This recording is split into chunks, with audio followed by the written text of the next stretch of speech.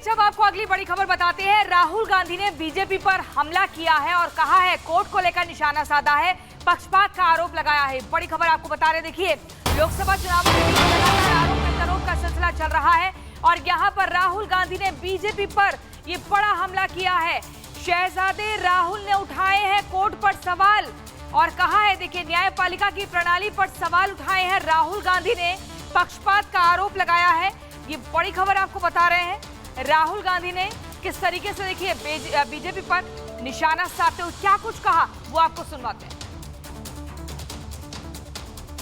ऐसे शहजादे जुडिशरी के ऊपर भी सवाल खड़े करने लग गए। वैसे तो शहजादे की फितरत और डीएनए में देश के संवैधानिक संस्थाओं पर, सेना पर, सेना के शौर्य पर, इलेक्शन कमीशन पर, जनता पर सवाल खड़े करने का और केवल अपने परिवार और खानदान को बेहतर बताने का एक पुराना उनकी आदत तो है ही, पर अब तो जुडिशरी पर सवाल उठाते हुए शहजादे कहते हैं कि 2 मुख्यमंत्री जेल गए, एक आदिवासी मुख्यमंत्री, एक नॉन आदिवासी मुख्यमंत्री, अरविंद केजरीवाल और हेमंत सोरेन।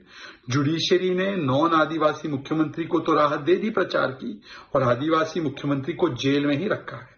ये सरासर जुडिशरी का अपमान है। ये बताता है कि कैसे कांग्रेस के शहजादे अब अपनी जातिवादी और ओबीसी एससी एसटी विरोधी मानसिकता दूसरे संवैधानिक संस्थाओं के ऊपर भी थोपने का प्रयास कर रहे हैं। तो बीजेपी एक तरफ हमला बोल रही है, उधर राहुल गांधी ने पहले सिस्टम में खराबी के तमाम आरोप लगाए। उन्होंने कहा कि मैंने करीब से सिस्टम देखा है। अब एक नया विवाद सामने आ गया, उन्होंने अरविंद केजरीवाल की जमानत पर सवाल उठा दिए। तो बीजेपी कह रही है क्या इंडी अलायंस में सब कुछ ठीक नहीं चल रहा है? उसी से जुड़ी हुई ये रिपोर्ट आपको दिखाते हैं।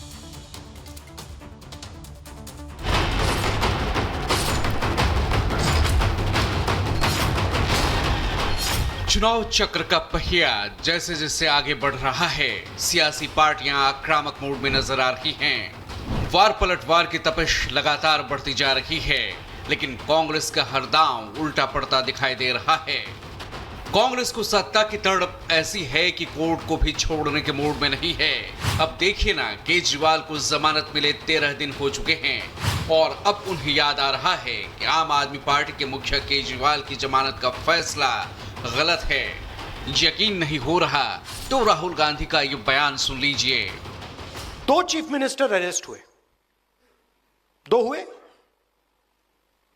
आदिवासी चीफ मिनिस्टर अभी भी अंदर है। इंटरेस्टिंग बात है, 2 चीफ मिनिस्टर है, मतलब 2 स्टेट्स ने इन लोगों को इलेक्ट किया है और आदिवासी चीफ मिनिस्टर पहले जेल गया और आज तक नहीं निकला और नेशनल मीडिया उसको भूल गए। नेशनल मीडिया सोरेन जी के बारे में बात ही नहीं करती, जैसे वो थे ही नहीं, है ही नहीं। न्यायपालिका पर सवाल उठाते हुए राहुल के इस बयान को लेकर बीजेपी हमलावर है। बीजेपी ने राहुल के केजरीवाल पर दिए इस बयान को लेकर सवाल किया है कि क्या इंडी गठबंधन में सब ठीक नहीं है। कांग्रेस के युवराज शहजादे मलाल मनाते हैं कि केजरीवाल को जुडिशरी ने क्यों छोड़ दिया। यही तो इनकी फ्रेंडशिप है। ऐसी फ्रेंडशिप है कि दिल्ली में दोस्ती, पंजाब में कुश्ती और उस हिसाब से इस प्रकार के वक्तव्य देना जो जुडिशरी पे भी सवाल खड़े करते हैं। और ये ऐसा गठबंधन है कि एक दूसरे के लिए खुश नहीं है, एक दूसरे की ही टांग खींचने में लगे हैं। वैसे 10 मई को जब केजरीवाल पर फैसला सुनाया गया था तो बीजेपी ने कोर्ट के फैसले पर सवाल तो नहीं उठाए, लेकिन फैसले को सामान्य नहीं बताया था।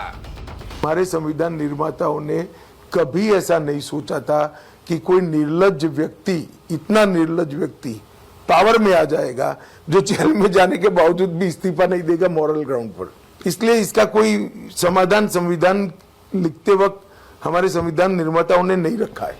ऐसे में सवाल ये है कि 13 दिन पहले राहुल गांधी कहां थे? तब उन्होंने 2 मुख्यमंत्रियों की तुलना क्यों नहीं की? सवाल ये भी कि क्या पंजाब हरियाणा में चुनाव होने हैं, इसलिए राहुल गांधी को कोर्ट के फैसले की याद आ गई। दरअसल दिल्ली में केजरीवाल और कांग्रेस के बीच गठबंधन है, लेकिन पंजाब में कांग्रेस और केजरीवाल आमने सामने हैं। ऐसे में क्या राहुल गांधी वोट के लिए केजरीवाल के साथ साथ पिछड़ा कार्ड भी खेल रहे हैं? हाल ही में राहुल ने पिछड़ों को लेकर सिस्टम का सच बयां किया था। राहुल ने कहा था कि उनकी दादी, उनके पिता और मनमोहन सिंह की सरकार के काम का सिस्टम वो बखूबी जानते हैं। ये सिस्टम निचली जातियों के खिलाफ है। राहुल ने कहा कि वो सिस्टम को अंदर से जानते हैं और ये व्यवस्था निचली जातियों के खिलाफ हर स्तर पर भयंकर तरीके से है। तब पीएम मोदी समेत बीजेपी के दिग्गज नेताओं ने राहुल पर प्रहार किया था। राहुल गांधी जी ने माना है कि 60 साल कांग्रेस जब सत्ता में रही तो इनके समय अनुसूचित जाति, जनजाति, पिछड़ा वर्ग पर अत्याचार होता रहा।